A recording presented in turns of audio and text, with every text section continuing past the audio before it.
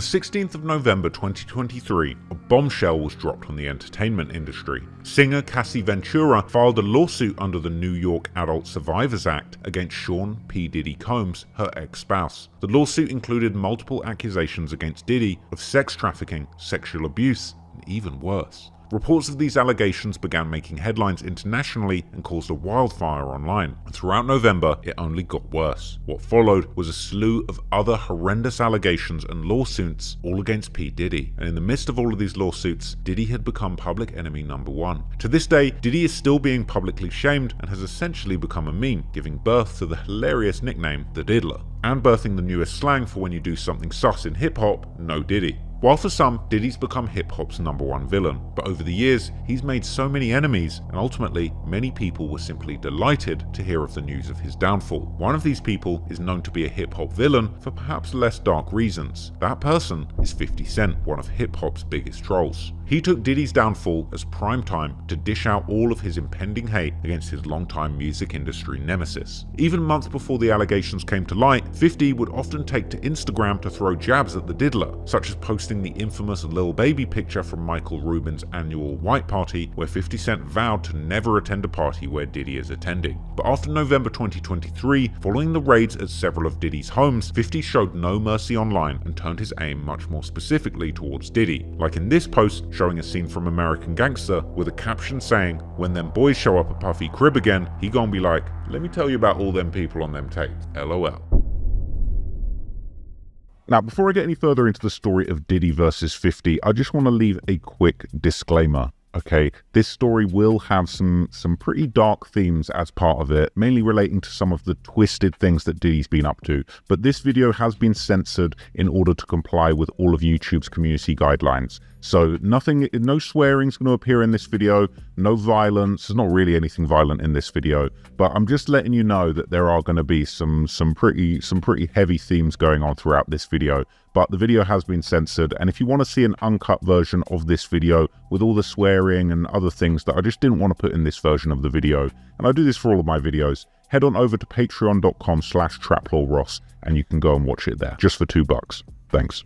50 would even share clips of Diddy's neighbors making heinous claims of multiple buses filled with minors regularly entering his residence. Or even 50 essentially calling Diddy the new R. Kelly whilst teasing a full, high-budget documentary that he was producing all about Diddy's allegations, similar to Surviving R. Kelly. 50 has been trolling Diddy to such an extent that it's made its own headlines on prominent news outlets like CNN. But this isn't just 50 trying to hijack a popular news story of the times. The truth is, Diddy and 50 have a deep and dark history spanning decades, going all the way back to a time when they were friends coming up in New York's cutthroat hip-hop scene, eventually teaming up against shared ops, in the end becoming frenemies, and finally full-blown enemies, with 50 Cent in 2024 ultimately becoming P. Diddy's worst nightmare. So today, let's look into the history of this beef that goes back decades and uncover why 50 Cent hates Diddy so much that he waited 20 years for this downfall.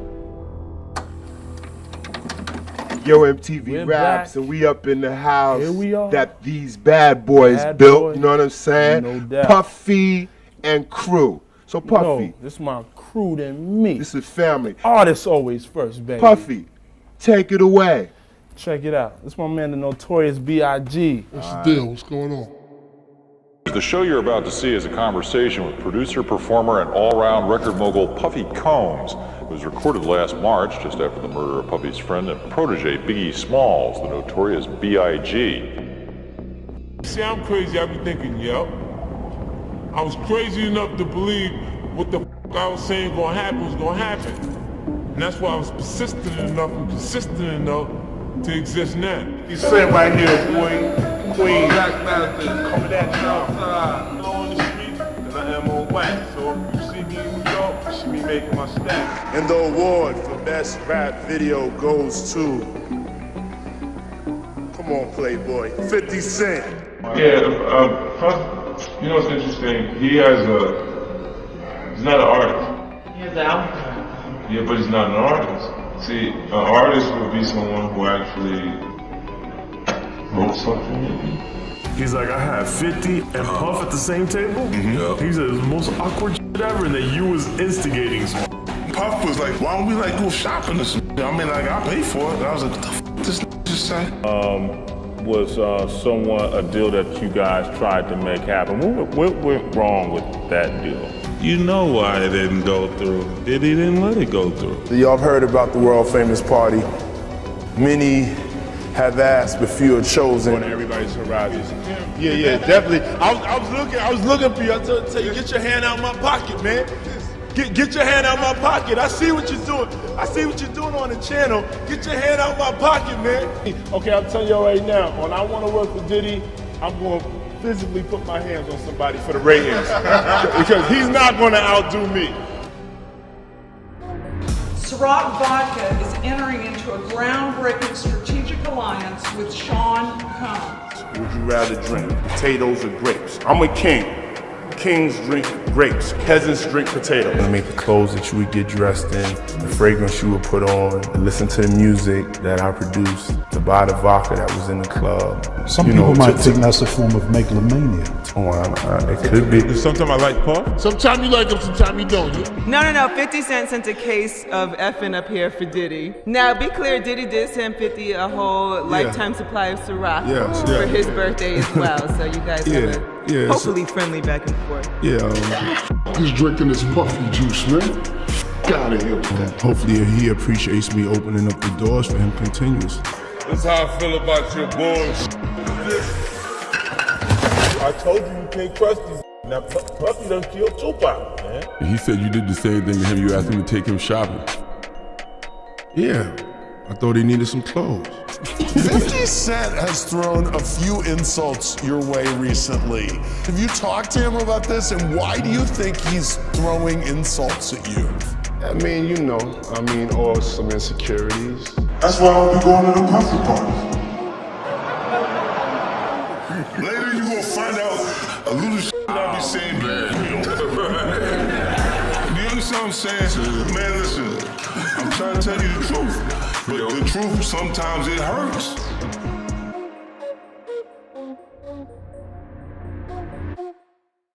Before we go any further, guys, I just want to ask a quick favor of you, okay? As you know, I make very long, very detailed videos, and I'll be honest with you, recently we've been having a bit of a problem with reviewing the videos. It takes hours to review the videos and look for mistakes. There's been times when I've sat there and watched a video for 4 or 5 hours and found one tiny mistake, and my entire day's been wasted, okay? It's very difficult. I think when I made the 6-hour Youngboy video, I think that was the record. I think I watched that video 27 times. It drove me a little bit crazy. It drove me Youngboy crazy. I think that's why Youngboy is my favorite rapper now, which I know people don't like to hear. But anyway, going forward, we're looking for people from the audience, you, okay, Trap Lord disciples. We're looking for you guys to help us review the videos, help us make sure that there's no mistakes or problems in the videos. And I'm literally going to pay you guys, I'm going to pay you, one of you lucky souls or a few of you, to watch my videos. So in this video, okay, I've hidden 5 little mistakes. Okay, I'm not going to tell you what they are, I'm not going to tell you where they are, okay, but in this video, there are 5 little minor mistakes that shouldn't really have been there. They're below the standards of the Trap Lord channel, okay? So what I want you guys to do is watch this video, and if you can spot those 5 exact mistakes and tell me the exact time codes where those took place, let me know. Hit the link in description, right, on intelcartel.org. Tell me where those mistakes were. Go on that website, tell me the exact time codes where those mistakes were. And if you correctly spot all 5 of the mistakes in this video, okay, I might just give you some money, okay? And on an ongoing basis, I'm trying to build up a whole bunch of people, a whole pool of people who I can call upon and pay straight cash money to watch and review my videos to help me find all the mistakes so that they're a tip-top, no problems with these videos. So if you're interested, hit that link in description. Let me know if you spotted the 5 mistakes in this video, and let's get it. Back to the video. To understand the origins of this beef, it's important to first look at the pair's come up in the industry and where exactly they initially begun clashing heads. Sean Combs was born in 1969 and he was raised in the grimy streets of Harlem, New York in the 1970s, as he would explain to DJ Vlad in a throwback interview. I'm a Harlem boy, no disrespect to anybody. That's where my mom was from. That's where my father's from. That's where my father died at. That's where I was born. That's what I represent. That's my swag. That's my tenacity. I just love being from there. That's where my soul comes from. That hustler mentality has a lot to do with why I am. After the loss of his father Melvin at the age of 2, Sean and his family moved into the suburbs of Mount Vernon. Mount Vernon is a city in Westchester County, New York, in the United States. It's an inner suburb of New York City, immediately to the north of the borough of the Bronx. And Sean credited Mount Vernon for broadening his horizons and introducing him to new cultures and opportunities. In comparison to Harlem, it was a completely different world. Sean attended an all-boys private Montessori school, Mount St. Michael Academy, and he spent the rest of his adolescence in Mount Vernon and took a liking to the performance arts. It was reported that in his teenage years, Sean actually danced in several music videos for big artists like Diana Ross, which would explain his numerous music video antics later on in his career. After high school, he went to Howard University in DC to pursue a business degree, and it was during college that Diddy began gaining a reputation for throwing huge parties. These parties were becoming a key part of Sean's personality, and it was really what made him so popular. Sean and DJ Derek Angeletti became very close after this and began throwing multiple parties every single month. Celebrities even began attending the events, and Sean took advantage of his chance to spread his name, engraving his name and nickname Puff on his business cards. According to the DJ, one party at the Masonic Temple had over 1,500 people in attendance. In 1989, after freshman year in college, he met up with his childhood friend Dwight Myers, aka Heavy D. He was like his mentor through childhood, and he was a known rapper in the scene. In that same year, 1989, Heavy would sign to the record label Uptown Records in New York City. Over summer 1989, Sean went back to New York City and linked up with Heavy D, who later introed Sean to the label owner Andre Harrell, a flamboyant black record executive who famously coined the term ghetto fabulous.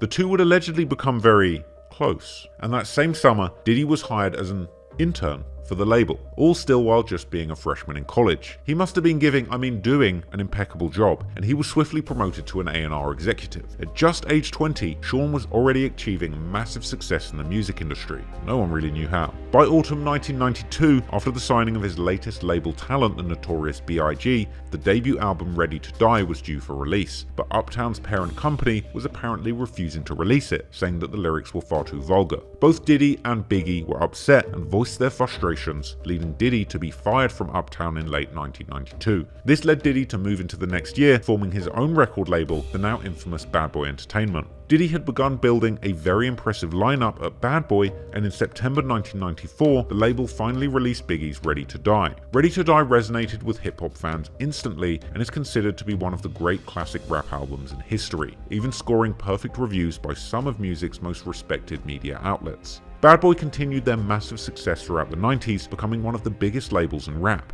curating a vast catalogue of hits and respected albums, with massive artists like Craig Mack, Biggie Smalls, Lil' Kim, The Lox, and many more. And this momentum carried over into the new millennium, cementing Diddy as one of the biggest media moguls the rap game ever saw. And as a celebrity and budding New York socialite, Diddy's profile would continue to grow as he broke into the A-list echelon. Diddy got into a high-profile relationship with Jennifer Lopez, flaunting his new bae and his success on the red carpet at the 2000 Grammy Awards. By the start of the new millennium, Diddy had truly made it, but interestingly, as Diddy had reached the top, he was living the high life as perhaps hip-hop's first true mogul. But unfortunately, in the shadowy gutter of New York's rap scene, a young 50 Cent was grinding and facing some of the hardest situations a man could possibly face.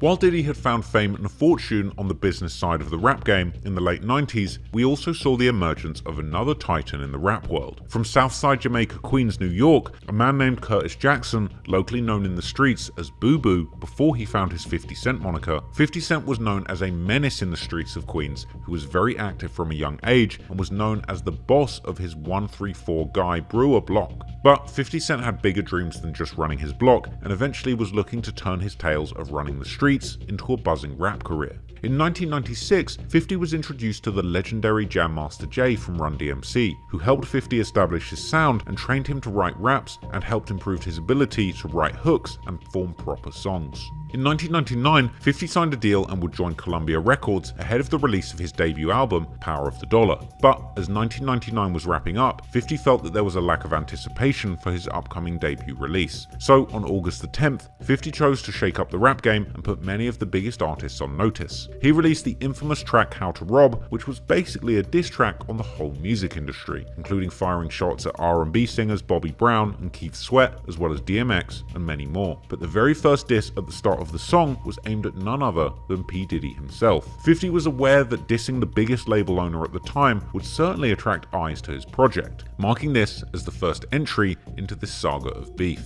In the song, 50 threatens to kidnap Diddy's then partner Kim Porter and orders Diddy that he'll need to pay her ransom and dance his way to the nearest ATM, hilariously alluding to Diddy's fruity dances often seen in Bad Boy videos. The strategy of airing out the entire rap game and aiming for the biggest names was a genius marketing move, and the song really put 50 on the map and got his name buzzing. Just like Diddy, 50 clearly had a business-oriented mind and was sharp enough to manipulate tactics to generate buzz for his projects and increase his sales. His method worked, and the very next month in September, 50 featured in the Next People on the Verge section in Vibe magazine. All was set for the big release of 50's debut album, but the next year, disaster struck for 50's career, as he would seemingly use the same strategy of airing people out publicly to get attention, but this time it was figures in the streets rather than the recording industry that he was exposing. His track Ghetto Quran was one of the first examples of a gangster rapper exposing other gangsters and their activities directly by name, specifically local drug lord Kenneth Supreme McGriff, with 50 rapping openly on the track that he would break down the story of the gangster running the South Side, openly saying that Supreme was the businessman and his enforcer Prince was killing people on behalf of him. The song delved in excruciating detail the sorts of cars that Supreme drove and called out members by name for snitching on people. 50 knew what he was doing, even rapping, don't be surprised of how freely he was naming serious big-time drug dealers and gangsters from his area. This song was wild, and in some people's eyes, one of the earliest examples of snitching on a record. But 50 didn't agree with this, telling Vibe magazine that everything he mentioned in the song had also been written about in books in the library and newspaper reports that had been available publicly. Now, I agree with the sentiment, and Ghetto Quran is certainly not snitching. However, 50 was actually from and living in the area that these gangsters he named ran in. This song was seen as the ultimate disrespect, specifically towards Supreme McGriff, who was mentioned in the opening lines of the song. So as a result, the streets decided that 50 Cent was a liability and would need to be taken out. On May the 24th, 2000, whilst 50 was in a car in front of his grandmother's house, a stranger approached him from behind and started shooting at close range. 50 was hit 9 times, but like a true soldier, 50 drove himself to Jamaica Hospital and survived the attack, narrowly escaping death. One bullet had knocked out a tooth, another had hit his hip, and sadly he was told that he would forever slur and limp, with the implication that this would obviously affect 50's ability to rap, but he didn't let it stop him. His original album Power of the Dollar was set for release in July 2000, but after the shooting, 50 was dropped from the label. Luckily, 50 managed to make a full recovery from the incident, and by 2001 he was back in the studio writing music once again. And it appears that by this point, Diddy had actually let the previous diss aimed at him on How to Rob slide, as 50 claims that Jennifer Lopez, Diddy's girlfriend at the time, had told Diddy to use 50 Cent as a ghostwriter. And allegedly, Diddy actually took up this advice, because on the 10th of July 2001, Bad Boy artist G-Dep released his song Let's Get It, a posse cut featuring Black Rob and P. Diddy himself, or Puffy as he was known at the time. According to 50 Cent, he actually wrote the chorus and Diddy's verse for this track, and when assessing the hook, it definitely seems to be something that could have been produced by 50's pen. First time I came back was because Jennifer Lopez told Puffy he should have me come back to write music with him. I came back, Puffy had a song, it used to go, make this money, take this money. Ain't no way you could take this from me. They get money. Let's get it. That don't feel like 50? Now, the following year in 2002, 50 had officially become the hottest unsigned artist in the game, and on April 26, 2002, 50 released his mixtape Guess Who's Back, taunting his ops who left him for dead. And interestingly, despite the ghostwriting lifeline Diddy had thrown to him, on track 8 entitled Get Out the Club, 50 once again disses P. Diddy, calling Diddy a trick. A pointed bar, but also perhaps a slightly subtle hint that 50 might have known some of the nasty things Diddy had to do behind the scenes to get his career going. But 50 had ultimately come up off the back of drama and making a mockery of powerful people. And in natural Fofty fashion, he didn't just stop there. On August 1st, 2002, 50 Cent released the G-Unit assisted mixtape No Mercy, No Fear. And on track 16, Part 2 and Bump Heads, 50 speaks on the outro to the instrumental of a Bad Boy song, I Need a Girl Part 2, where 50 says, "Hey Puffy, stop making those I Miss J-Lo records." For some reason, Diddy had obviously got under 50's skin, but at the time, Diddy chose not to respond or pay any of these disses any attention. Perhaps at the time, Diddy appreciated 50's Joker personality and understood that his method of virality was trying to prod the biggest names in the game. And honestly, it was working. As mentioned, 50 Cent was on fire during this time, and every label was desperately trying to sign him. And surprisingly, even after multiple public disses, Diddy himself also joined in on the bidding war. According to G-Unit member Tony Yayo, Diddy arranged a meeting with 50 to discuss a potential signing, but ultimately chose not to proceed due to 50's ongoing war in New York with Kenneth Supreme McGriff, the kingpin and founder of the notorious Supreme Team, who were one of the biggest crime syndicates in New York throughout the 80s to the 2000s. I guess even Diddy was scared of those guys. I remember the first time, and a lot of people don't know the story, that 50 went to Diddy for Bad Boy. A lot of people don't know that. We had the meeting, and it was so crazy that Diddy didn't sign him. I know that was one of the biggest mistakes of Bad Boy. You know, the Preem situation, and you know, a lot of people were scared of Preem. 50 wasn't. So it was just like, you know, I remember Diddy said this. He don't even remember. He said that the 3 things people hate about rappers. He's like, yo, we can't sign you, Playboy. It's too much.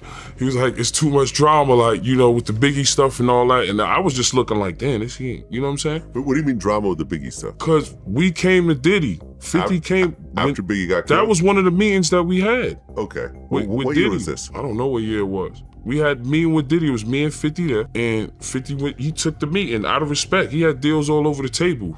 I wasn't saying he was gonna take the deal. He might have not. But Diddy didn't want to take the deal because all the drama. But 50 was the hottest on the planet. Okay, was How to Rob out at this point? Nah, this is after How to Rob. Just after he got shot, and he had all the mixtape on Smash. With some rumors circulating that Diddy and other New York City-based record labels actually blackballed 50 Cent from the industry due to the perceived danger of working with him. And another rumor had circulated that during a studio session, 50 Cent actually pulled out a gun and scared Diddy. So next, as you may know, 50 Cent ultimately chose to sign with Eminem's Shady Records in conjunction with Dr. Dre's Aftermath. And the next year, under that label, he would release his classic album, Get Rich or Die Tryin', which went on to become one of the most commercially successful hip-hop albums of all time, selling over 800,000 units in its first week, debuting at #1 and going down as a modern-day classic rap album at the time. And 50 went on to become a legendary figure in the rap game. Within just a couple of short years, 50 had risen to the top of the rap game, arguably quicker than Diddy did. And while Diddy was chasing mogul status, and at the time 50 was still focused on being an artist, ultimately it would be hard to imagine two such enormous characters and personalities coexisting in the cutthroat world of the NYC rap scene peacefully. Slowly but surely, behind the scenes, 50 and Diddy's animosity would be growing, and while at times they would be friends, collaborators, or perhaps frenemies, what would ultimately unfold would see them eventually becoming bitter rivals, setting the stage for 50 to begin to contend with Diddy in the mogul rankings and patiently waiting over 2 decades to eventually claim Diddy's scalp.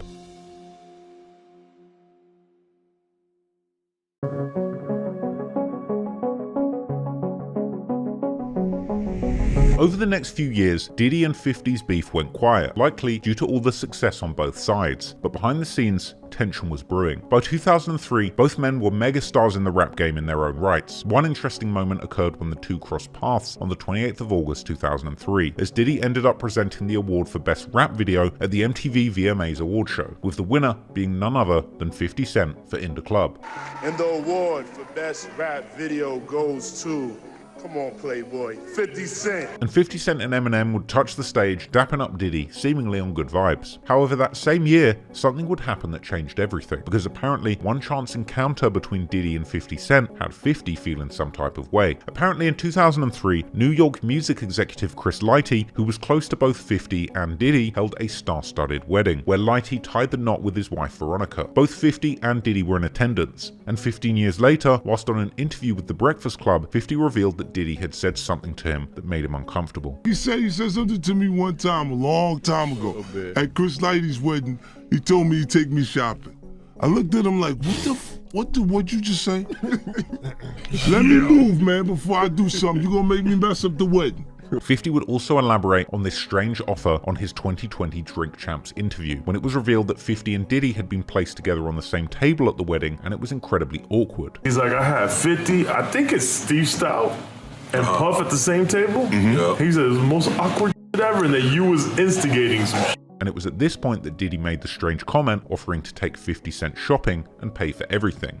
The Puff was like, yeah, like first he was amping him to get Stout. Then he was like, yo, he's like, yo, so yo, when we gonna get the chance to, you know, to kick it, like we could just hang out. We gotta kick it. This is Puff. Okay. He telling me we gotta kick it, and he was like, yo, why don't we like go shopping or some? I mean, like I pay for it, and I was like, what the fuck this just say? I got the away from him because I was like, this nigga like the fucking wait. This just tell me he take me shopping. Clearly this comment had gotten under 50's skin. It's unclear if this was a misinterpreted attempt at Diddy being friendly to 50, or a sign of disrespect trying to mock his fashion sense, or perhaps, even worse, a deeply disturbing attempt at mind games to put 50 Cent in a subordinate position. Let me get out and know, dude, you take me. That's what a guy says to a girl. Don't make like it's just me, man. Why if you do some like a little fluffy stuff now you guys on? Regardless of the intent, 50 was troubled by the way that Diddy was behaving at the wedding, and from 2003 onward, he would continue making subtle jabs at Diddy in his music, such as the slick line on the November 4th, 2003 G-Unit track, Poppin' Them Thangs, where 50 joked about the time Diddy assaulted label executive Steve Stout. Luckily, the charges were dropped and the two were back friends. They'd seemingly spent time on good terms, for example being pictured together at showbiz events in 2004. But this would all change in 2006, when 50 Cent was gearing up to release his mixtape, G-Unit Radio 22, Hip Hop is Dead. As before the release of this tape, 50 had been attempting to sign former Bad Boy Records star Mace to his G-Unit collective and label. They'd become close, with Mace even appearing in the music video to 50's hit song Window Shopper, which dropped in November 2005, perhaps sending a sign to the world that he had been window shopping for a new record deal. Funnily enough, there's a much deeper meaning to this, as it later emerged that 50 was offended and creeped out when Diddy offered to take him shopping, and in the music video, 50 had seemingly done the exact same thing, taking Mace out for a shopping spree. Interestingly, if you look deeply at 50's lyrics in the song, there's clearly numerous jabs at Diddy that wouldn't even make sense until over 20 years later. In the hook, 50 aims open-ended bars at an unnamed hater, saying that they're mad at him and he knows why, and claiming that somebody is mad when they see him drive by, calling out an unnamed op for screw-facing him but not having the heart to diss him, seemingly hinting at Diddy potentially failing to re-sign Mace, rapping, "Why you mad at 50 when you effed up your own re-up?" and using a double entendre to say something is about to get stolen, a possible reference to Mace being poached by 50 Cent's label. But even deeper, the song has bars which I personally think hint towards some of the sexual depravity Diddy was exposed for 20 years later, such as 50 opening the track saying the top feels so much better than the bottom. And if you think I'm reaching, even Charlemagne in 2018 brought this line up when 50 told him Diddy had offered to take him shopping. But you've been getting out for over a decade. I remember when you said the top feels so much better than the bottom. Yeah, I've been saying this. 50 also made reference to freak-offs, which would later be mentioned in a big indictment against Diddy, and a remix of the song featuring Mace would later release as part of 50's mixtape, G-Unit Radio Part 16, as well as his Bulletproof video game soundtrack. Cameron would later question Mace on what on earth he was doing out shopping with 50 in the music video in a hilarious 2023 podcast. In 50 Cent's video, Window Shopping, what was your role exactly in that? What was my role? Took you shopping. They said he scooped you and took you shopping in the video. That's what they told me. I didn't see the video in a while. I don't know. I just was asking. I'm gonna let you in. This video caused issue between 50 and Diddy, as Mace was always a bad boy artist and was almost seen as Diddy's right-hand man. But ultimately, Mace was disgruntled with his deal and had made it public, with one article quoting him as saying even Diddy knew he wanted to leave the label. In fact, this MTV article seemed to portray the signing as a done deal, sporting a headline claiming that even Diddy was in favor of the deal, with quotes from Mace suggesting that he had pretty much decided that joining G-Unit was a done deal. Interestingly, the article suggested that Diddy and Mace had already discussed their contract buyout, and that Diddy had told the news with a grin that he's certain that 50 50 Cent has the money to buy Mase out of his deal. However, things weren't as sorted as they seemed, with 50 claiming in a 2014 Funk Flex interview on Hot 97 that Diddy did some sucker stuff over this deal. Nah, ever since Mase, you've always had a bad taste in your mouth. Yeah, he did some sucker. You always had a bad taste in your mouth. He was a sucker on the Mase project because he know what he did. 50 would recount a run-in at the Nobu restaurant with Diddy, claiming that Diddy told him it was all good and he was just waiting for 50 to take care of the finances to release Mase from his deal. But then we was in Nobu, me, him, and Jimmy sitting there, right? He was at the table having dinner with some other people and came over. Yo, Playboy, yo, I thought, you know how we going Tiffany Cole right now. We pick up something, they ain't gonna say nothing. They gonna send us an invoice later. They gonna let us walk out. That's what I thought you was doing with Mase. I thought you was taking him on tour. When you come back, you gonna take care of me. I said, oh, it ain't nothing. So I just waiting for you to take care of me. Interestingly, he also said that Diddy muddied the waters between 50 Cent and Jimmy Iovine, who 50 was in Nobu to have a meeting with about negotiating the deal for G-Unit artist The Game's next album, with Diddy apparently making a too good to be true offer for Mase, saying that he would give him the money to sign him and complete the album, and that 50 and Jimmy could keep the profits once Diddy had recouped from Mase's deal. Not only a too good to be true offer, but it also put 50 in a tough spot with Jimmy, who was there to work out the G-Unit deal on The Game's next album. Well, Jimmy gets all antsy because right now he don't know we having a meeting to talk about him actually going, it's time to sell the Game album again, so he's trying to figure out how to have this conversation with me. I've never heard a person say this to me ever again in my career. He says, okay, look, you guys, make the deal. Like, look, I'll give up my profit. But you felt good about that. Yeah, make the project, and after we recoup the money that we spent, take the profits.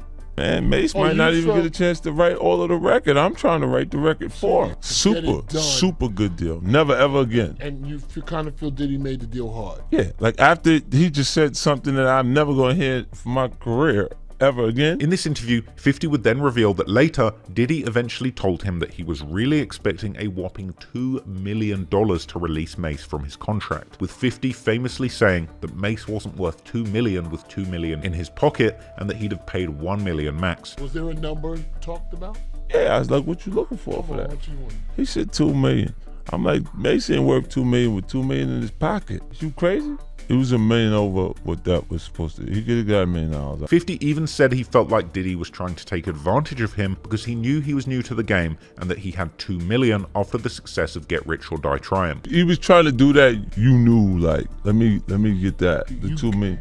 You knew and you got it, give it to me. Yeah, give it to me. I'm like, man, you guys be crazy, man. This $2 million offer was far beyond what Mase was worth and pretty much a go F yourself offer. Diddy was pretending to be serious about letting 50 sign Mase, basically to waste his time and money. As Mase explained later, Diddy essentially blocked the deal from going through. G-Unit was somewhat a deal that you guys tried to make happen. What went wrong with that deal? You want the honest answer? That's what we're on there for. Yeah. You know why it didn't go through. Diddy didn't let it go through. That's the reason it didn't go through. He wanted 50 to give him all of the money he thought I owed him. And I thought he owed me money, so that was always the underlining battle, the invisible battle. So then when I said I wanted to go with G-Unit, he was trying to get all of the money back from 50 Cent. 50 Cent is a street guy. He's not going to pay that, So then you run into issues. So when Puff, he just kept saying he wanted $2 million, then he wanted $3 million, and he was just trying to make it where we wouldn't have a budget if you give him all the money.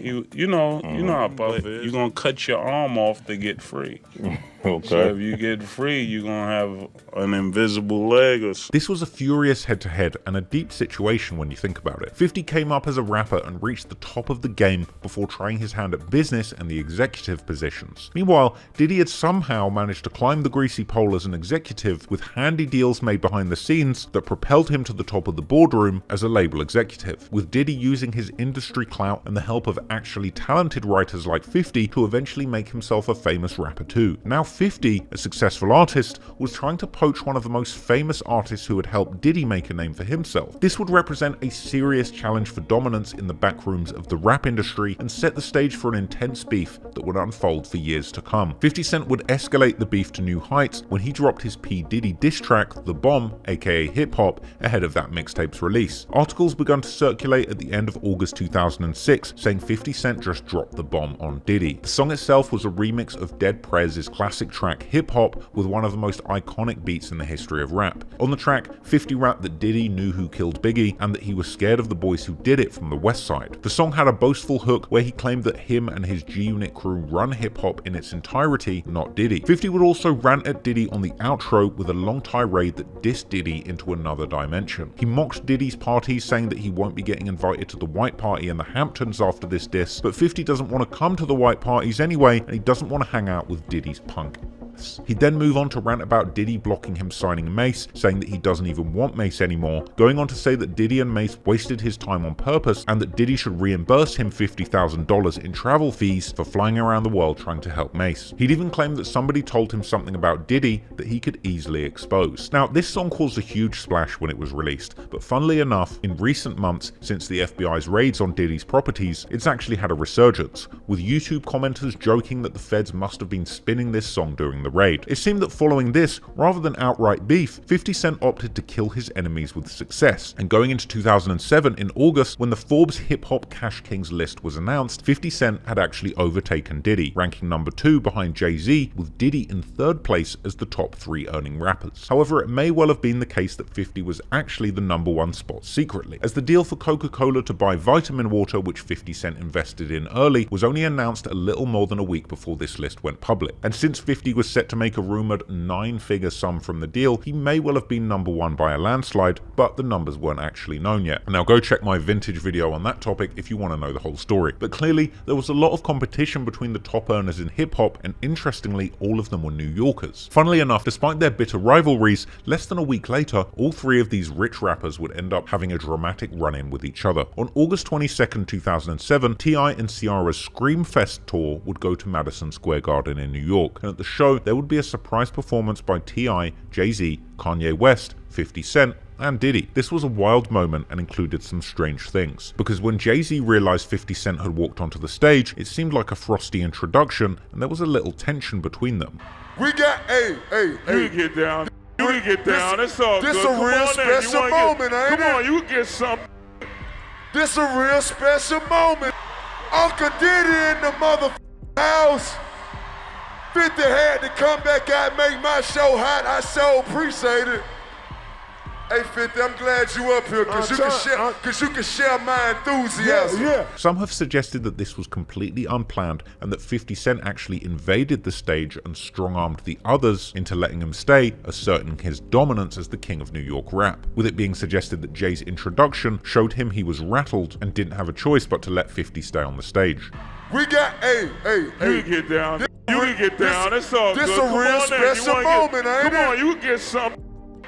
This a real special moment. During Kanye's performance of Can't Tell Me Nothing, Diddy and 50 would be seen running around the stage separately, and all 5 would stand side by side on the stage in a legendary moment that sent the fans wild. But quite a few weird things played out in the dynamics between these frenemies of rap royalty during this performance. 50 would begin hilariously counting a large wad of money on stage, and 50 and Diddy would then seem to walk towards each other for a moment before the camera cut back to T.I. At one point, Diddy seems to be creeping up behind 50 with 50's head on a swivel and watching out for Diddy approaching him, and perhaps for good reason, because this is where Diddy famously spanked Jay-Z's bottom in front of the whole crowd in a bizarre play of power. Now I'll be honest, having watched this closely, it seems that 50 continually keeps his distance from Diddy, with Diddy seemingly keeping eyes on 50 and often trying to get closer to him. At one point, 50 is actually distracted by the crowd and Diddy does a complete 360 turn and keeps eyes on 50's rear. But then, right at the end, Diddy actually runs in with his arm around Ye and throws his arm around 50 Cent, with 50 visibly pulling back from Diddy's embrace and quickly shaking him loose. Right at the end, the two would face off for a tense moment,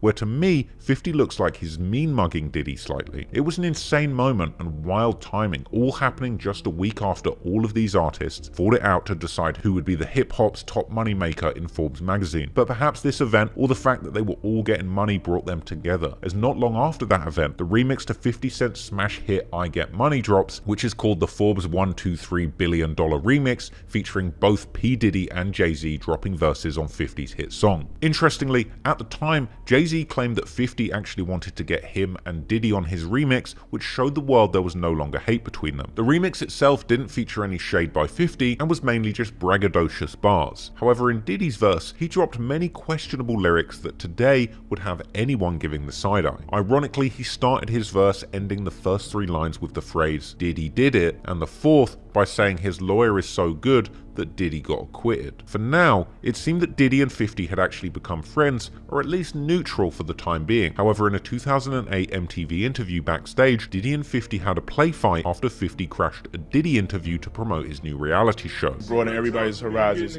Yeah, definitely. I was looking for you. I tell you, get your hand out my pocket, man. Get your hand out my pocket. I see what you're doing. I see what you're doing on the channel. Get your hand out my pocket, man. Look at me when I'm talking to you. I see, yo. I see what you're doing. I see what you're doing, man. I see what you're doing. Nah, look at me, man. I see what you're doing, man.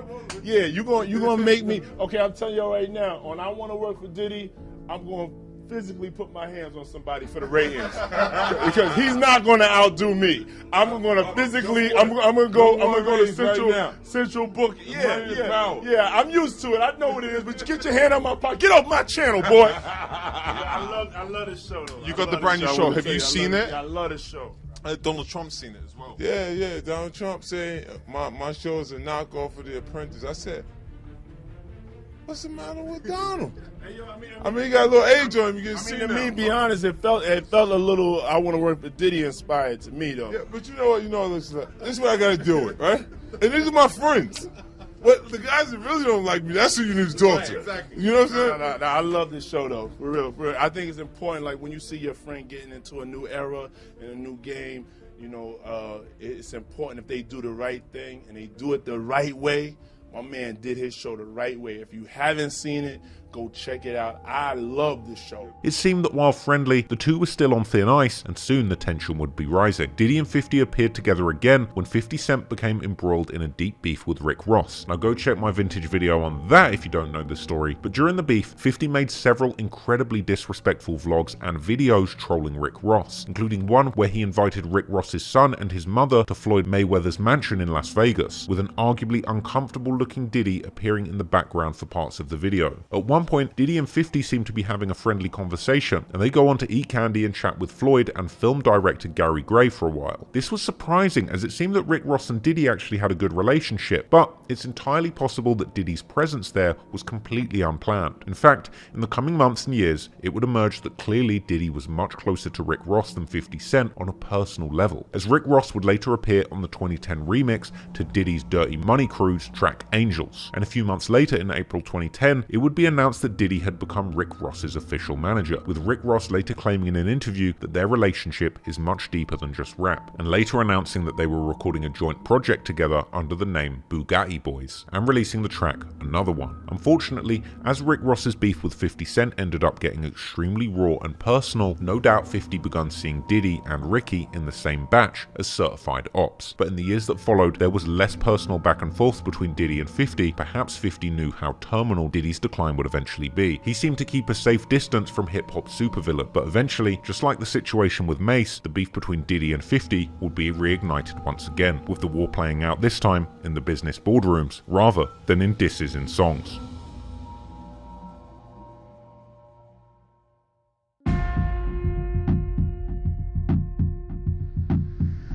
While Diddy made his name in the record business, heading up Bad Boy Records with the booming success of the Notorious B.I.G., and after Biggie's untimely and suspect death, eventually making a name for himself as a rapper, but Diddy's career as a moneymaker went far beyond just the rap music industry. He famously founded clothing brand Sean John, which generated hundreds of millions of dollars, and a company that he eventually sold pieces of for top dollar. But Diddy's next famous power play in the business world was becoming the spokesperson for Ciroc, an alcoholic beverage made of grapes, marketed as vodka, but not necessarily actually vodka. Something that Diddy seemed to suggest was an asset rather than a finesse, claiming that only peasants drink actual vodka made from potatoes. Blue Dot Ciroc. It's made with grapes, not potatoes. It's the smoothest thing out there. It's better than that gray PP. Put that geese down, ho. We Ciroc boys. Would you rather drink potatoes or grapes? I'm a king. Kings drink grapes. Queens drink grapes. We don't drink potatoes, okay? Peasants drink potatoes, okay? The grape-derived party drink eventually came in a variety of fruity flavors that matched Diddy's various personalities perfectly. Interestingly, the brand was launched back in 2003, and one of the first celebrities used to market the product was NFL player Earl Little. I know very little about him. It doesn't seem like he really got the brand popping. The brand Ciroc would truly catapult itself into the hip-hop world in 2007 when they started working with Jay-Z and eventually Diddy, who began pushing the brand hard after signing an alleged $100 million deal with the brand, announcing the partnership in a glossy press conference where Diddy claimed that this partnership with Ciroc would revolutionize the spirits industry forever. Ciroc Vodka is entering into a groundbreaking strategic alliance with Sean Combs. Sean Combs and Ciroc Vodka. This is history because this is not an endorsement deal. This is not a co-branding deal. I'm going to be taking the lead on the marketing, the advertising, the brand building, where it's sold, how it's sold, and I'm very excited about building a luxury brand. My alliance with Diageo is something that will revolutionize the spirits industry forever. And it certainly revolutionized Diddy's pockets forever, with it emerging that Diddy was in charge of all marketing for the Ciroc brand in a big money deal that would see Diddy sharing 50% of the profits. Over the following 6 years or so, Diddy would shamelessly plug this drink at every opportunity, in glossy TV ads depicting Diddy partying in high class with Ciroc as his drink of choice, to 3-minute commercial movies where Diddy would hold the Ciroc smooth off and refer to himself as Ciroc Obama. He would hold star-studded Ciroc parties attended by the biggest rappers of the era, and he would famously ring in the new year after year with his Ciroc the New Year campaign and yearly parties. We are here live behind the scenes putting the party together. Y'all have heard about the world famous party. Many have asked, but few are chosen. It is an exclusive event happening at the Combs estate tonight. And soon Ciroc would be an inescapable part of every single Diddy party, some of which were inescapable. But at the time, the Ciroc branding's association with the Diddy parties was brilliant. By 2013, Ciroc was making and spending so much money on their ads, they were looking like full-blown Hollywood movies with star-studded casts of A-list actors. This one ad alone included appearances from Matt Goss, Diddy, Frank Vincent, Jesse Williams, Chad Michael Murray, Michael K. Williams, Christopher Jones, and Aaron Paul. And in a 2013 interview, Diddy spoke on his business ambitions in a sit-down which declared his business empire worth a whopping $345 million, with Diddy claiming that he wanted to produce the music you hear, the clothes you wear, the alcohol you drink, with Martin Bashir seemingly spotting Diddy's insane megalomania all the way back then. His bad boy business empire, with Diddy at the center, is now worth an estimated $345 million. He calls himself the Black James Bond. Neither shaken nor stirred, but always selling. Is there anything you would not promote? How about Diddy dog food? No, I wouldn't do Diddy dog food. I was going to make the clothes that you would get dressed in, the fragrance you would put on, to listen to the music that I produced, to buy the vodka that was in the club. Some people might think that's a form of megalomania. That you would think that. A form of megalomania. It could be. By 2014, Diddy had truly taken his Ciroc brand to the top of the game. But naturally, if one person is making a bag in business, it doesn't take long for new competitors to try and get into the market. And perhaps unsurprisingly, once again, Diddy's latest corporate op would be none other than 50 Cent himself. Now, in the years following the Rick Ross beef, while Diddy was building the Ciroc brand, the beef between Diddy and 50 got relatively quiet. That's not to say that there weren't the usual characteristic jabs from 50, with shots being sent Diddy's way here and there. The summer of 2010 would actually see 50 Cent going on a Diddy hate press run of sorts. He would do back-to-back interviews where he dropped maximum shade on Diddy. On June the 10th, 50 would be on a Boston radio show called Jammin' 94.5, where he called in to say Diddy's music sucks and that he's a bloodsucker, as well as saying Diddy shouldn't say that Rick Ross reminds him of Biggie Smalls. I was online, man, and I was reading you're not a big Puffy fan these days. Well, you know what? His music sucks. Don't be blunt, 50. Tell us what's on your mind. No, it's bad. It's bad. What is what is it you don't like about Puffy's music right now?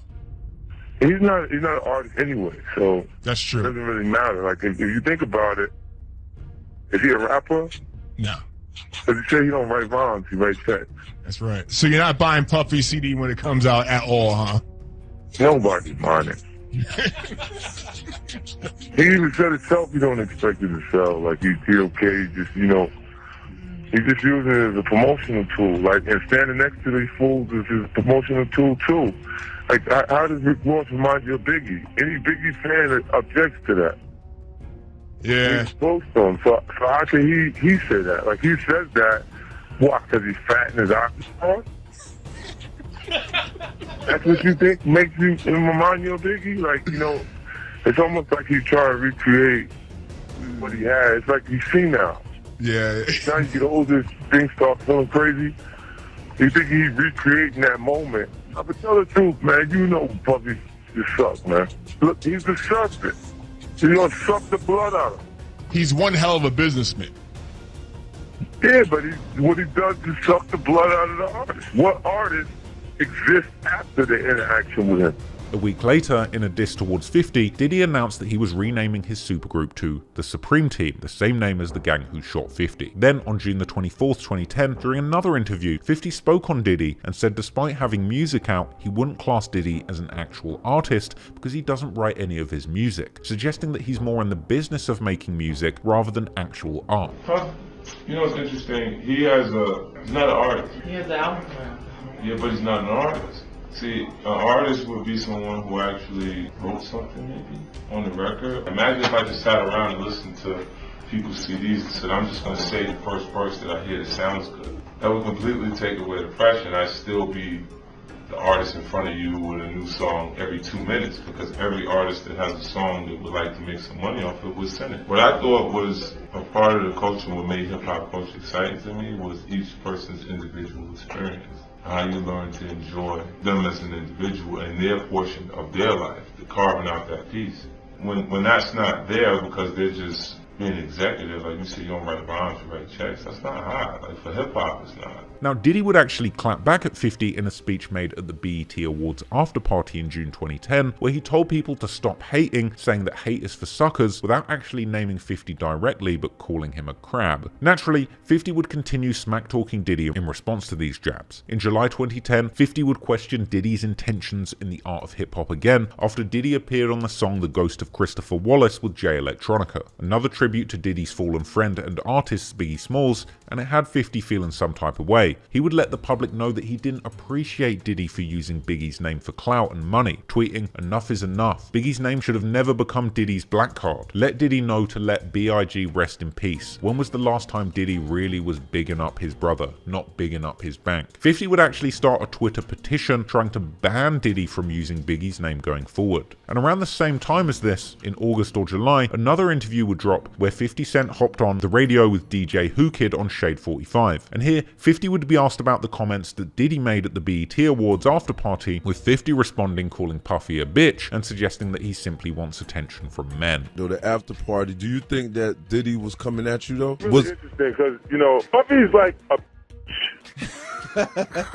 to describe Puffy in one word is a see, you know how ugly always got like pretty friends? Yeah, I know what you mean. He built his group. He want to be the hot in the group. He don't make sure he getting all the attention. Yep, they get the dudes hollering at them and everything. Is that the pretty bitch with the ugly girls? He want to make sure the niggas want to holler at him. If he he'll tell you himself what happened in Miami, stay in Miami. They would even for a moment bring up the fact that Diddy was forming a group called the Supreme Team, with 50 saying Puffy should know better.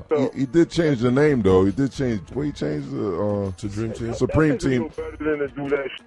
So where did it go wrong though? Because I know y'all was cool. Like where did it turn wrong? I don't know what made him name that group that. That's what made me Supreme Team. Oh, okay, the Supreme Team. And then it was like, yo, why you do like why? 50 would then go on to say that he spoke to Diddy on the phone after the Mace situation, saying that Diddy had a new girlfriend, Cassie Ventura, with 50 saying he'd been sent compromising pictures of her that had been submitted to his website, thisis50.com. Now, what he was sent were tapes that would allegedly later be described as one of Diddy's freak-off videos.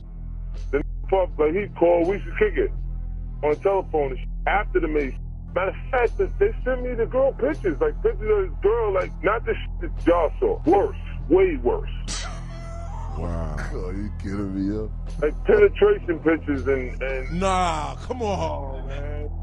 Come on, Phil. And when 50 says in the interview, not the stuff that you saw, it's way worse, he was referring to leaked topless pictures of Cassie that had circulated in mid-2009, with them eventually being taken down for a pretty interesting reason, with one Hollywood gossip blog explaining that the topless pictures of Cassie were taken down due to a claim from Bad Boy Records, on the basis that they had bought the photos and had exclusive rights over them. Interestingly, this 50 Cent interview was the following year, months after the rumors had circulated on Twitter that Cassie's even more compromising clips had been leaked, and the following year in 2011, Media Takeout would report that they had been contacted by somebody claiming to have an explicit tape that starred both Diddy and Cassie together, with an explicit photo of themselves together also getting shared online around this time. But anyway, 50 would go on explaining that after he was sent the alleged freak-off video through his website, he actually called Diddy to ask him if Cassie was really his girlfriend. Say, yo, you with this girl, like, you really, like, you like her like that? And he was like, yeah, that's my girl. I'm like, all right, I'm gonna send you something. You look at it, you call me back. 50 said that it was after this confirmation from Diddy that Cassie was indeed his real girlfriend that he sent Diddy the clips, but he was surprised when Diddy called him back and said thank you for the video.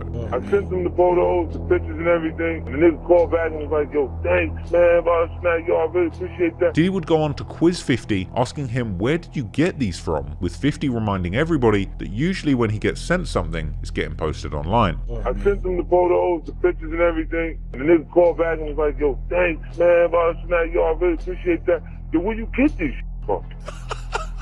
And I said, you know, like, because they know, like, if something crazy is going on, if they send it to me, I'll make sure it get out there. Like, as far as this video.com is concerned. Yeah, yep.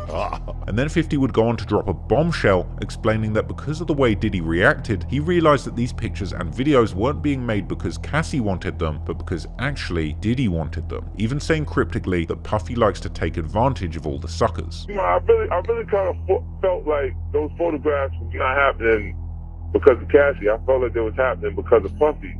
A girl moved from a man and she upgraded to be insecure, you know what I'm saying? They start feeling some kind of way, especially like whoever the guy was she was with in the photos versus where Puffy's at. Because Puffy's, he ain't no slouch, you know what I'm saying? Like, yeah, he's been able to take advantage of all the suckers. This was a bombshell interview, but it didn't really pick up steam at the time. Interestingly, however, a month later in September 2010, 50 Cent would actually run into both Jay-Z and Diddy backstage, with 50 later telling MTV that he'd seemingly squashed his beef with Diddy, with the two having a conversation and coming to an understanding, with 50 saying, I had a conversation with Puffy the night before Jay. He gave me a whole new perspective on his actions. He's like, I understand the way you felt because of what I was doing at the time, but I wasn't thinking what you was thinking I was. You done hit me 9 times, I'm just in the fetal position because I understand why you're attacking me. But if I can't touch bases with you to tell you what I'm thinking or why I did it, then you can't understand it. We created a little clarity out there. Interestingly, a week later, Diddy would be on the cover of Vibe magazine along with 50's arch nemesis Rick Ross. The article would discuss the feud, with 50 stating that Diddy was unfazed by 50 claiming to have the nudes of Cassie. But Diddy wouldn't answer any direct questions or give any quotes relating to 50 Cent. Seemingly, the bitter feud was frozen into a cold war at this point. 50 and Diddy would appear to leave each other alone for all of 2011 and the majority of 2012, with one of the only jabs being thrown by 50 in December of 2012 when he made a tweet about music manager James Cruz, an ominous post where he said that he asked Diddy what he did to James Cruz to make him act like one of his girlfriends, going on to say that Diddy said, what happens in Miami stays in Miami. And Tony Yayo from G-Unit would later say in a Vlad TV interview that 50 had actually told him that Diddy had hooked up with James Cruz. Already said. Oh, he said, all right, 50 said James Cruz F Diddy. Oh. Like had sex with Diddy. Some crazy shit. But come on, I didn't believe it was true. You know what I mean? Shout to Diddy, Cruz, and 50. Now, this was seemingly a joke, but some took it serious, and it was yet another hint from 50 Cent that Diddy's extracurricular activities were slowly getting known by the world. But once again, things would quieten down between the two, until 50 once again saw something sus from Diddy, with 50 on social media just being unable to hold his tongue. This time, tweeting a picture of Diddy and Rick Ross embracing, almost as if about to kiss, with the caption, "Good morning, girl." Again, nearly a year would go by before another shot would be be fired, with 50 reposting that same picture along with yet another sus image of Diddy with Steve Stout in March of 2014, along with a caption reading, "I ain't saying nothing, but something ain't right, LMAO." But while 50 was throwing jabs, Diddy was getting busy. At the end of March, he would release a new song under his original stage name, Puff Daddy, assisted by French Montana and Rick Ross. 50 Cent would quickly react in an interview on 92Q, which has unfortunately since been deleted on their website, but in a Vibe article reporting on it, it was claimed in the new interview that 50 had called Diddy's new song with French Montana and Rick Ross straight garbage, saying, "You know he hasn't got any music you want to hear if this is what he's deciding to put out." 50 would elaborate on his comments in a Hot 97 interview, saying that the song was weak. You made some comments about, I think, Puff's new joint. Yeah, It's a good record, man. Which one? I like it. That Big Homie record?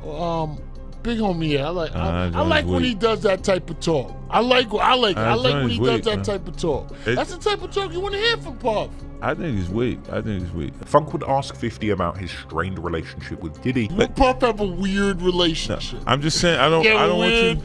I'm not trying to force you to think what I think. Sometimes you like it, sometimes you like it, sometimes you don't. You gotta admit that to me. You can't. Sometimes.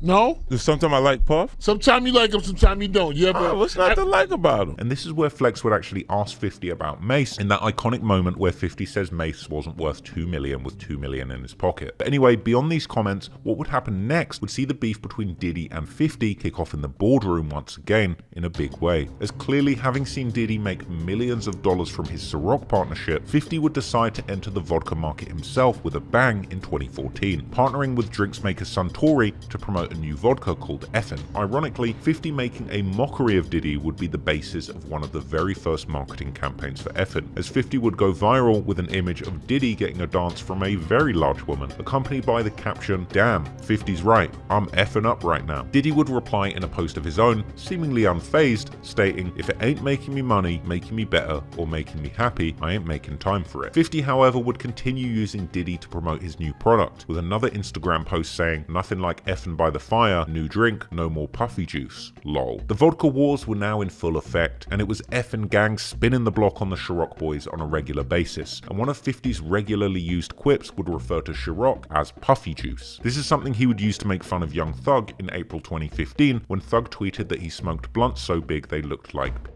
with 50 saying, "What the F? He on that puffy juice, lol, hashtag effin' vodka." He would also take aim at Diddy and French Montana, posting an image of them laying suspiciously close to each other with a caption reading, "What in the effin' vodka is going on in this picture, man? Something's not quite right." In May, 50 would post a clip to Facebook of his car surrounded by fans, telling followers that no one ever shows out like this for Diddy.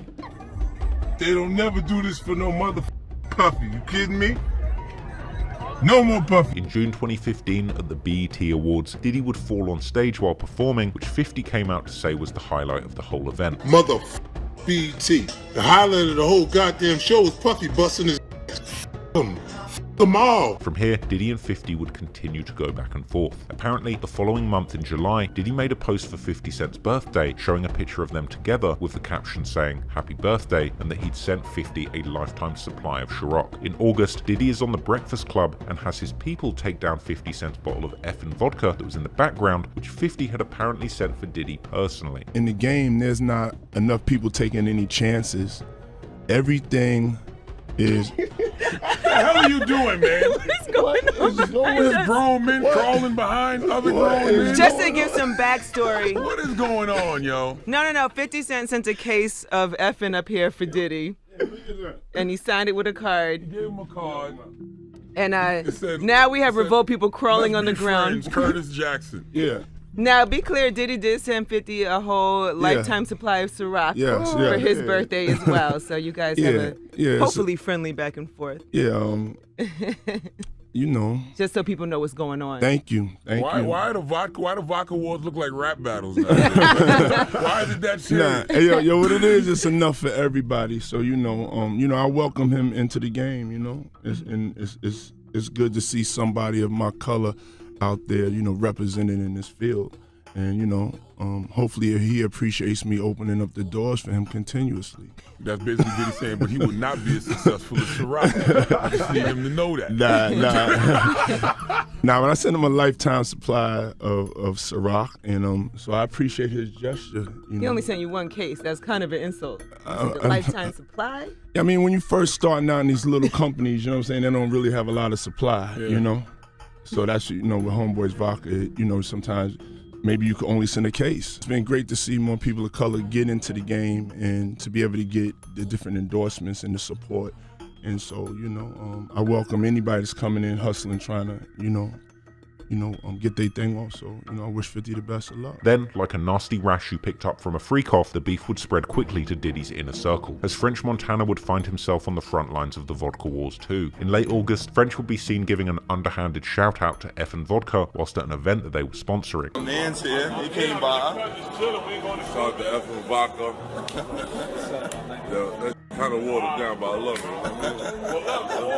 it. 50 would react to this clip laughing and saying that French is down with G-Unit, not Diddy, and hinting that Diddy hadn't cut French a check for his loyalty to Ciroc. 50 would then make a post saying that French had an in-store when nobody showed up and that Diddy must have set him up.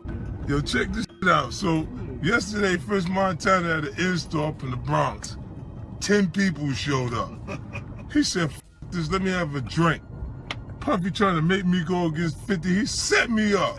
The following day, French Montana backtracked and would be on stage dissing Effin' Vodka. I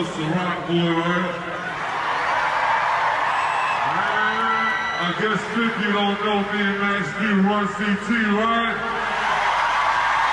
We don't f*** with that Effin' Vodka over there, you heard me? A couple days after that, French would post a follow-up video on social media dumping bottles of Effin' Vodka in the trash.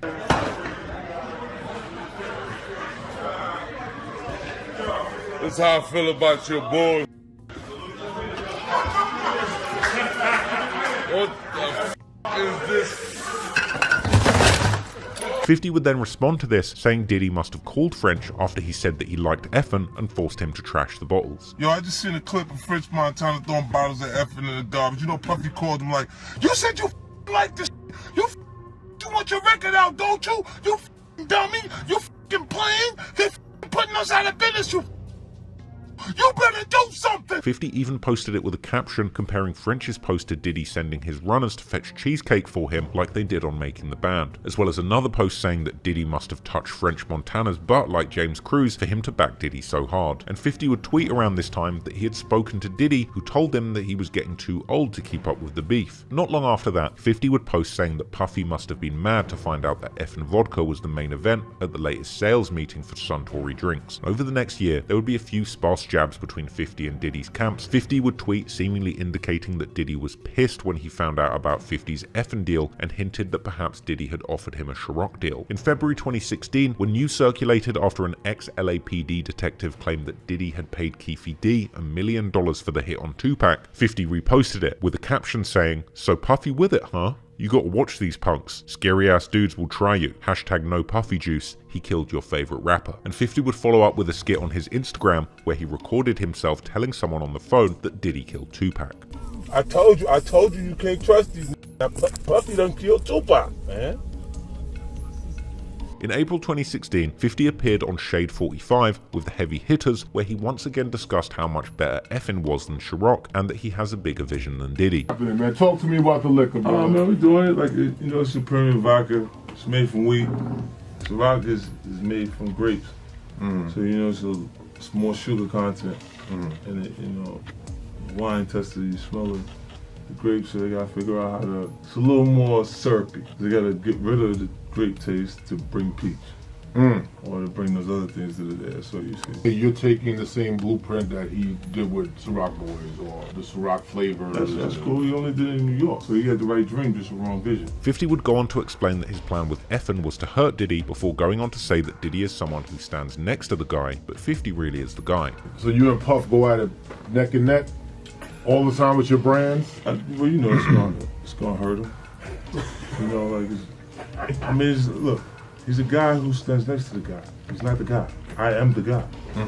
Right? He's next to Biggie, he's next to Greg Mack, he's next to Mix, he's next to the Locks, next to Kim. Whenever you've seen him by himself and was excited. 50 would repeat his earlier assertions that Diddy isn't an artist, just a music mogul who cuts checks to real artists. You know he's not an artist, you know, he's a party promoter, a business person, producer, a lot of other things, but not an artist.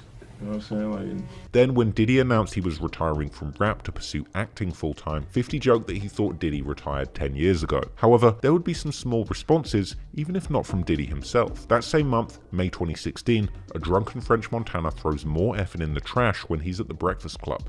Throw this shit down. Don't throw this shit down. Please don't throw it. Don't throw it down. Please. Not in here. No, don't throw it. Yo, I hate that. Get him a trash can. You son of a motherfucker. Damn. How you doing dirty all you want? Look at this guy, man. He look over. Like, you know, this guy looking over. You know what I mean?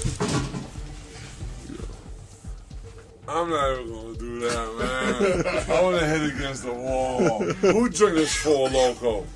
Who drank this Four Loko? This Thunderbird? This motherfucker?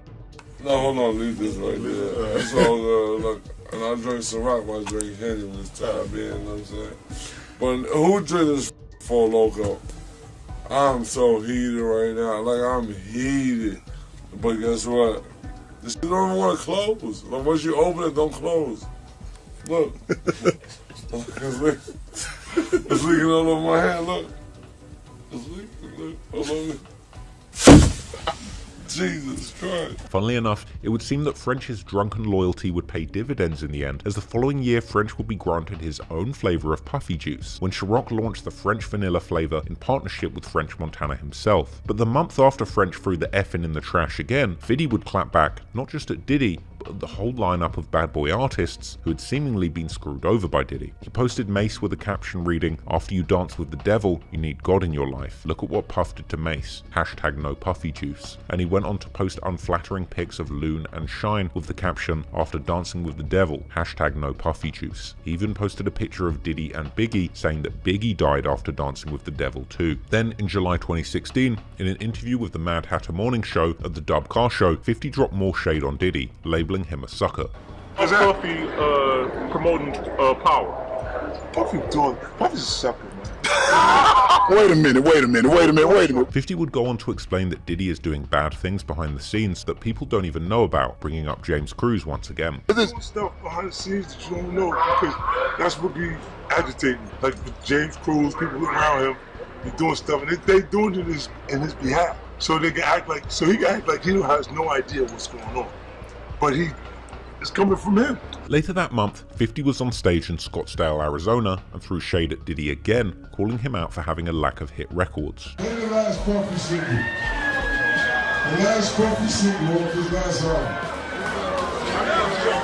Do anybody in here know what the last Puffy single was? The DJ don't know. The lights get ready to come on. Nobody in the whole nightclub know what the last Puffy single was? I don't know. What's up? Look it up on Google. Google man. Come on, man. The month after that, in August, at the VMAs, Sprite ruiner Future would call out Diddy, labeling him an old for coming backstage with no Ciroc. We got my Ciroc. Damn, we got all this liquor. Yeah, y'all want Diddy to come to my room, but this thing ain't even run no Ciroc. I don't want this around me. He your own. 50 Cent would naturally capitalize on this, deciding to comment, doing an impression of Future, dissing Diddy, and busting out laughing. We got motherfucking Ciroc. Damn, we got all this liquor, and y'all want Diddy to come to my room. He ain't even run no Ciroc. I don't want that old around me. He old. It was another bitter summer between 50 and Diddy, but almost like a bear going into a hater hibernation. Into the winter, 50 would appear to leave Diddy alone for the time being, and the no puffy juice posts would interestingly slow down during this time, with only a few hilarious jabs sent by 50, like one image of Diddy looking like a woman with the caption, "Puff like, I don't care what you say 50, I'm so sick of you messing with me, no matter what." And ultimately the vodka wars would seemingly come to a stalemate too in July 2017, when it was reported that 50 Cent had actually sold his stake in Effin' Vodka for a rumoured $60 million, after DJ Envy aired the news on the Rumour Report segment on The Breakfast Club. Now, 50 Cent apparently no longer is working with Effin' Vodka. In case you haven't noticed, he hasn't been posting his hashtags Effin' Vodka or Effin' Mob. Now, it turns out, I guess he actually agreed to sell his minority stake and his contract as a lead spokesman. So yeah, he sold his stake in the company about a month ago, month and a half ago. They was having all those vodka wars, and he wasn't even a majority owner. Well, you still make a lot of money as a minority owner. But Puff is a majority owner of Ciroc. Like I wouldn't have been going, but he was like, they was slandering each other hard body over vodka. Well, 50 was slandering him. Well, 50 seen over $60 million from his buyout, allegedly. I'll just say that. Okay. So, I still mean, a minority owner. Minority owner could be 40%. That's still a large stake of a company that was already created. This was seemingly confirmed in an Instagram post where 50 seemed to allude to a $60 million check. However, Effin' parent company Suntory would deny rumours of the partnership ending, and 50 would make a post seemingly suggesting that he was still working with the brand, but he had just gotten a bag out of the deal. Clearly, 50 was still in the drinks game, as soon after the news broke, in August 2017, 50 would appear on the Alcoholic Interruption Fest, The Drink Champs, and during the interview, he still seemed to be banging Effin' hard, and proceeded to once again call out Diddy's vodka brand Ciroc for not actually being vodka, unlike his new Effin' Vodka. It's not even vodka. Oh, it's grapes. Let's go there. It says made. We ready. With we vodka. ready. We ready. We know where you're going. You know what I'm saying? We ready. It's like it's gonna be more sugar in it because this is made from wheat. It's from Holland, a lot less sugar and it's a lot smoother than the Ciroc brand. And then What about it's it, better than you. Right. Told you I was smarter. Right. He would retell the story of Diddy offering to take him shopping. You asked me, could he take me shopping? And it f***ed me up because I'm looking like, what the f*** is this? Just like, I want to take you shopping. I got a bankroll out this motherfucker. I want to take you shopping. Why? Because when you walk around looking so motherfucking good, I'm going to feel like, God damn it, that motherfucker with me. That's all I want to do. But when they tell me you want to take me shopping, what the f*** is the matter with this? And in this interview, 50 went hard at Diddy, going on to say that Diddy is a fruit pop who likes to take compromising pictures with other rappers. See these little weird ass pictures and like that out there, sitting out there for no reason. You don't see accident pictures with me like kissing it. Like that doesn't happen by accident. You know what I'm saying? Like even more strange was 50 claiming in his Drink Champs interview that Diddy had actually hooked up with Chris Lighty's wife Veronica, suggesting that they were all into some weird stuff behind closed doors. both Stout and Puff. Okay, yes, they the Veronica, the girl that Chris was married. Whoa, this is awkward. We did not know that. So I'm sitting there like, what the f*** we got going on? Oh man, goddamn! Like you must have my own little. 50 would even go as far as to say that later you're going to find out that everything I'm saying is real. Later you're gonna find out a little shit that I'll be saying be real. Do you understand what I'm saying? Funnily enough, 50 was right, and in the next few years, the world would finally wake up to the truth about the diddler and his extracurricular activities, which 50 Cent had been trying to warn the world about for a good 20 years at this point, and when revenge finally landed, it would taste as sweet as a cold glass of Effin' vodka.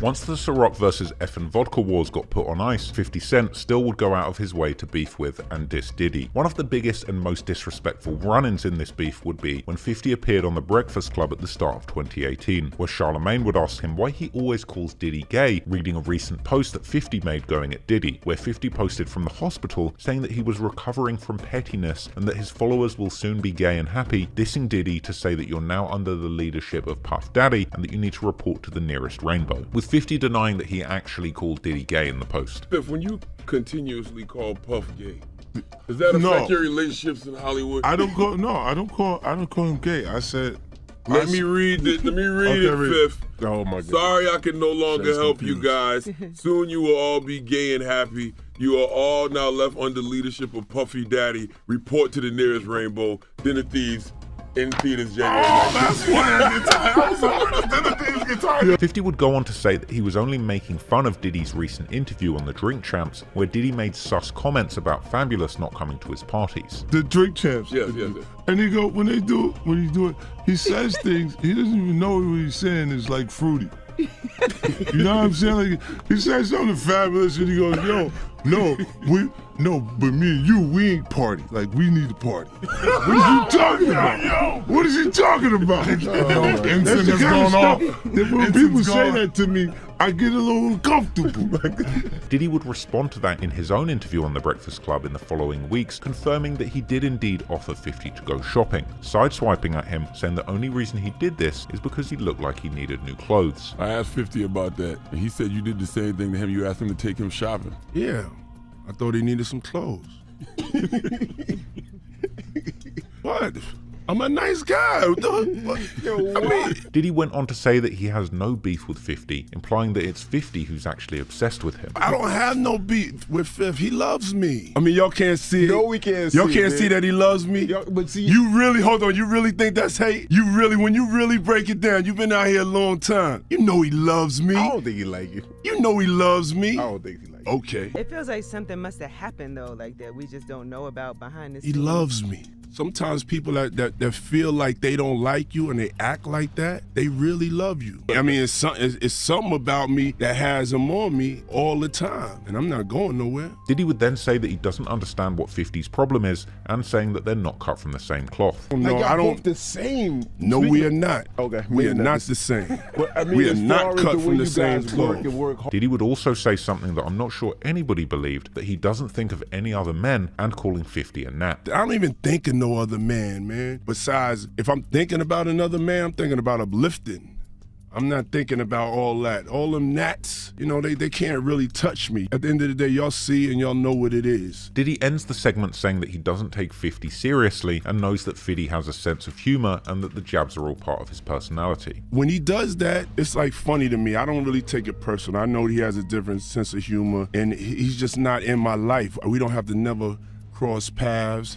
And I will never say nothing negative about him, you know, because that's just not me. A few days after this, a clip of Diddy appearing on Watch What Happens Live with Andy Cohen circulates, where Diddy addresses his relationship with 50 Cent and tells him that he believes 50 loves him and that he only disses him because he's insecure. 50 Cent has thrown a few insults your way recently. Called you a fruit boot biscuit, among other things. Have you talked to him about this, and why do you think he's throwing insults at you? He loves me. He loves you? Loves me. And so it's out of love? I mean, you know, or some insecurities. Yeah. You know, it's things that people have to deal with, but I'm me, and I'm here. However, Diddy would go on to claim that his relationship with 50 was good at that point, indicating that at this point, the beef had truly cooled down. Are you two good? Oh yeah, I don't take it seriously. It's nothing like that. Yeah. It's not really a big deal to me. It doesn't affect my life. You know? Yes. Diddy may well have been spitting facts, as what happened next was an unexpected tragedy that saw things go in a completely different direction. Later in 2018, when Diddy's ex Kim Porter passed away, 50 Cent would seemingly set the beef aside for a moment, making a heartfelt tribute on Twitter saying, "R.I.P. to Kim Porter. I send my condolences to her friends and family. She was loved and will be missed dearly. I know Puff is hit right now. He loved her for real, soulmate type stuff. Chin up, Puff. Positive vibes only." This would seemingly lead 50 Cent to leave Diddy alone for a while. In fact, for a period of time, 50 would actually even show support for Diddy, posting that he agreed with Diddy's comments about Comcast being racist amid a discrimination lawsuit against the company. In May 2020, when Southwest Tea from BMF was released, 50 made a post saying that Puffy owes him money and that 50's ready to collect on his behalf. Now, you all know that 50 Cent's very good at collecting debts. Go watch that video about that if you want to know. But anyway, this seemingly worked, as T would later post that he'd been contacted by Diddy on a positive vibe and that they had handled business, with 50 seemingly taking responsibility for the money landing. Ultimately, things would be getting worse and worse for Diddy, and naturally, Fiddy would be rubbing his hands together like Birdman, ready to gloat and twist the knife. Interestingly, the beef would be reignited in 2021 when it emerged that Diddy was actually dating the mother of one of 50's children, Daphne Joy. On April 2021, 50 reacted to his baby mother Daphne Joy dating Diddy, saying that they fight over business, not girls, and that if he likes her, he doesn't give an F. Funnily enough, the ever-petty 50 Cent would actually end up having his own business connection to Diddy's children. In the summer of 2019, 50 would post that he'd turned up in Miami for his birthday with Diddy's son Justin, posting a video of them at the party and a caption saying, "Man, Puffy got some cool ass kids. Yeah, Justin alright man, I don't F with dudes' kids. That was Yayo slapping Jimmy's son," a reference to the incident where 50 caught rival executive and drug kingpin Jimmy Henchman's 14-year-old son with Tony Yayo and Lodi Mack, where Henchman's son was actually slapped, an incident that resulted in another attempt on 50's life and the murder of Lodi Mack, which saw Jimmy Henchman convicted and hit with 2 life sentences. It would seem that perhaps after Justin partied with 50, his father Diddy told him not to associate with the ops, with 50 making another post the following month saying if Puffy doesn't let his sons Prince and Justin come out to party with him again, then 50 would be taking Ciroc off the party menu. But 50 would do even more to try and connect with Diddy's children as years went by. 2 years later, he would end up giving Diddy's adopted son Quincy a role in his 2021 TV series Power Book 3 Raising Kanan, something that he would discuss with reference to Diddy on Twitter, saying that he saw his acting tapes and said he's so good that he's gonna stop fighting with Puffy. But 50 would follow up with more jokes about Diddy's relationship with his baby's mother in September 2021, posting a picture of his son with Daphne's sire and a caption reading, "Oh, that's your mommy over there with Puffy? LOL. Remember what I told you the other day? These be crazy. Shake my head." This seemingly didn't discourage Daphne from sipping that Puffy juice too, and she would clap back in a comment on the post saying that she never bothers 50 and wants to be left alone. Then, in November 2022, she'd publicly wished Diddy a happy birthday, posting a pic of them together and calling him her favourite person. Now, 50 Cent seemed genuinely unbothered about the situation, and in an interview a few years later, he would claim that he hadn't kissed Daphne on the mouth for 10 years, so somebody gotta do it. You know, city girls up like a mom. Did you do that just to fuck with Diddy? No, that was ahead of the thing with Daphne or whatever like that. But y'all, man, I ain't kissed in the mouth in 10 years, man. Somebody got to kiss him. However, it would seem that 50 had the last laugh in that situation, but it wouldn't be for a few years until Diddy's downfall truly begun. And while this isn't a video about Diddy's downfall, ultimately it would be one thing after another for the marred mogul. And every time something bad landed for Diddy, Fiddy was waiting in the wings ready to poke fun at it. On October 2023, after the arrest of one of Tupac's alleged killers, Keefe D, reports would circulate that Diddy might have been the person who arranged the murder with an alleged $1 million bounty. Reacting to the news with glee, 50 Cent would post the last picture of Tupac with a caption taking aim at Diddy saying, "Damn, so Pac got lined up by Brother Love, LOL, time to lawyer up, this might get sticky." A day later, 50 Cent is on stage and makes even more comments, joking that he doesn't go to Diddy's parties because he doesn't want to get a hug from behind. That's why I don't be going to them Puffy parties. Hug you from the front and the back at the same time. And he would go on to allude to Diddy being involved in the death of Tupac. Oh wait, maybe I said that my boyfriend because he got Tupac killed. Later, when Jada Pinkett Smith was going viral, 50 would do a now iconic post, editing her into the final picture of Tupac, and saying that Jada was in New York looking for Diddy so she could get back for Pac. It was almost as if 50 knew something big was on the way with Diddy, as only around a month after these skirmishes about the Tupac case, it would be in November 2023 that Diddy's downfall would truly begin to unfold, as Diddy's ex-girlfriend Cassie, whom 50 Cent had mentioned having compromising pictures of in the past, would drop a bombshell lawsuit outlining the horrendous behavior that Diddy had subjected her to for years. Now, this isn't a video about those allegations, and I won't be breaking them down here, but she essentially exposed the dark side of Diddy, accusing him of physical and sexual violence, as well as detailing the alleged freak-offs that she was forced to participate in. Now, Diddy denied the allegations at first, but in a telling change of fortunes, just one day after Cassie's lawsuit was filed, Diddy ended up settling with her, paying out a rumored 8-figure sum to avoid being exposed even further. In March 2024, footage emerged emerged of a brutal physical assault that Diddy had carried out on Cassie years before, meaning that his post defending himself was pretty much a lie for the whole world to see. It was undeniable that Diddy not only lied about his innocence, but really was the violent monster that people accused him of being. We saw him on the tape.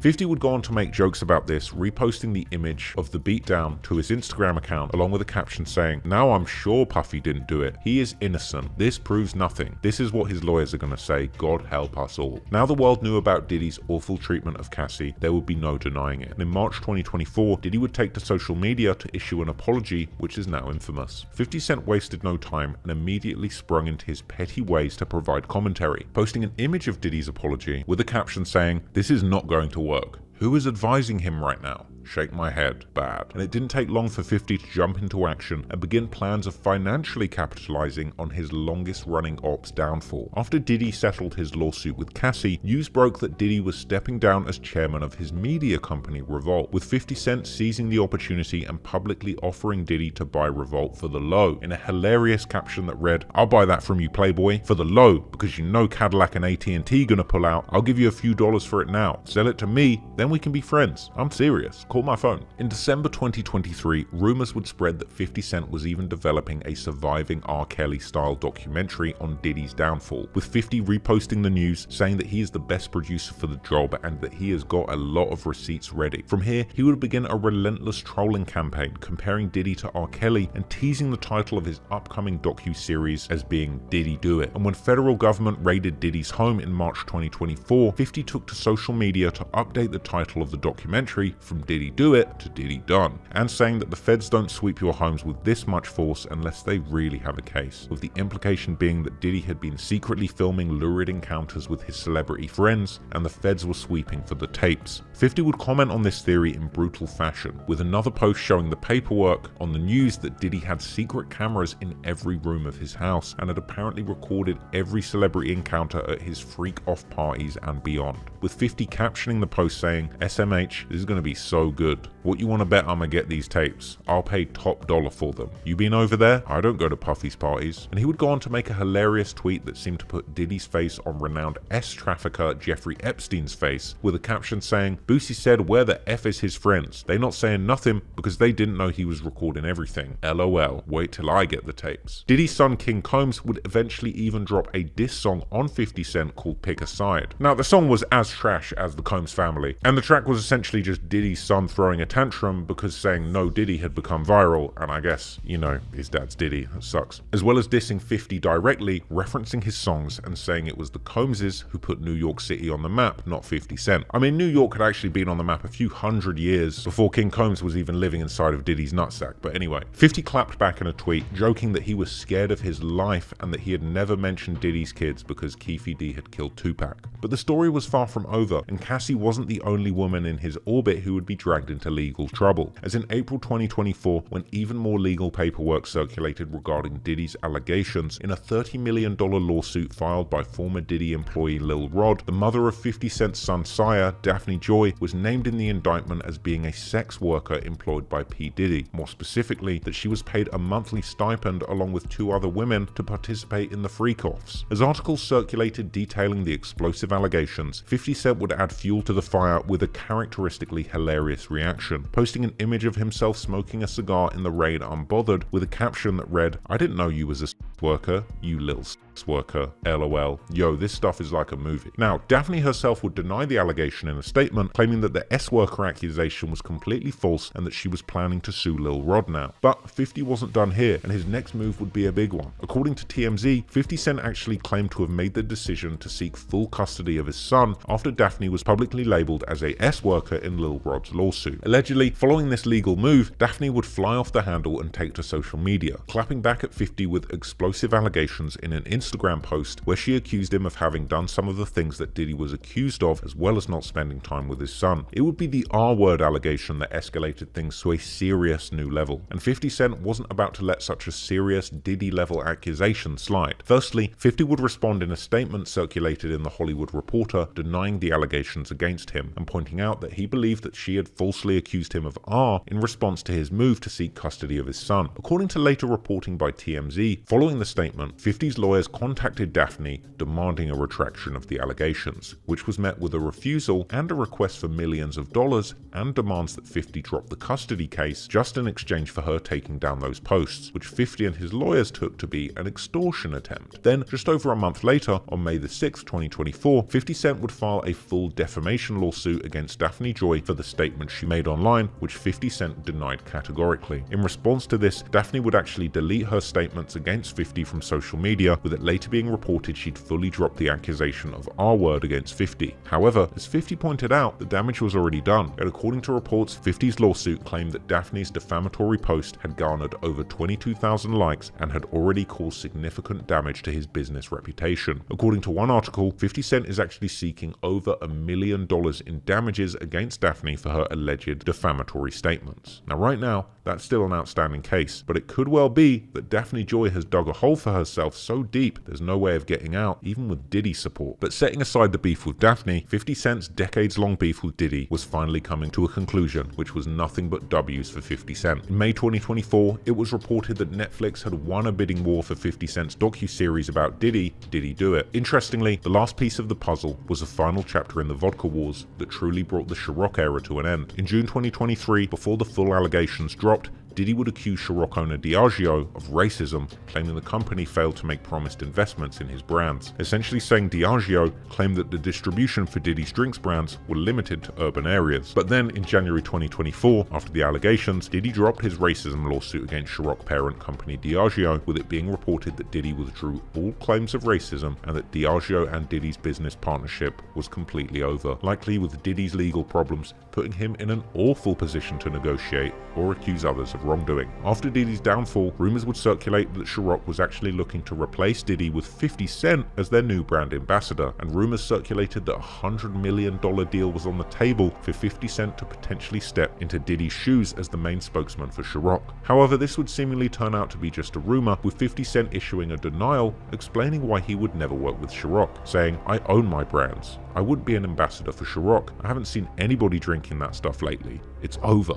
LOL. 50 made an interesting post on the topic in June 2024, discussing how racism played a role in the quality of the deals that Diddy got with Diageo for Ciroc and Suntory with Effin. But regardless of how Diddy was treated, the Ciroc era was truly over, and Diddy ultimately wound up with no ownership in the brand that he had made famous. Surely 50 would have been ecstatic at how things played out, and from here, he continued to poke at Diddy any opportunity that he got. On the 11th of June, 50 turned up to an apparent roast of Diddy, where the proceeds of the event were set to go to his victims, with 50 making a post saying that he thought Diddy might come and that he was ready with the shooters, by which he means videographers of course. The most recent shade dropped by 50 came on July the 13th, as 50 Cent had recently announced his new G-Unit production studios in Shreveport, and he would joke that Diddy would be joining them in Shreveport before laughing and saying that if Diddy comes to the party, people will be waking up with sore butts.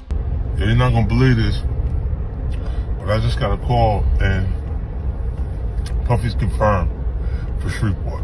It's lit! Nah. Can't go around. Everybody be scared to drink. Coffee and cups. Wake up, your butt sore.